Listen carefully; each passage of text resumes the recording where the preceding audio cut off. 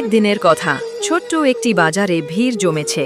দোকানিরা চিৎকার করে ডাকছে, তাজা সবজি নেন, মিষ্টি আম নেন, দুধ নেন। এই ভিড়ের মাঝেই বড় একটি সাদা রঙের খরগোশ সাইকেল চালিয়ে বাজার করতে যাচ্ছিল। তার মাথায় ছোট্ট একটি ঝুড়ি বাঁধা, ভেতরে ইতিমধ্যে কিছু সবজি আর ফল ছিল। সবাই অবাক হয়ে তাকিয়ে দেখছিল, আরে খরগোশও নাকি সাইকেল চালায়। হঠাৎ কোথা থেকে একটি ছোট ছেলে দৌড়ে এসে সাইকেলের সামনে পড়ে গেল। এত ভিড়ে সাদা খরগোশটি সাইকেল সামলাতে পারল না। টুং করে একটা ছোট অ্যাক্সিডেন্ট হয়ে গেল। ছেলেটি পড়ে গিয়ে একটু কেঁদে উঠল।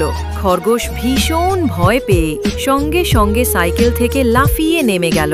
সে ছেলেটির কাছে গিয়ে জিজ্ঞেস করল, তুমি ঠিক আছো তো? খরগোশের চোখে দুঃখের ছাপ দেখে ছেলেটি আস্তে আস্তে কান্না থামালো। বাজারের লোকজন দৌড়ে এসে ছেলেটিকে উঠালো। সৌভাগ্যবশত বড় কোনো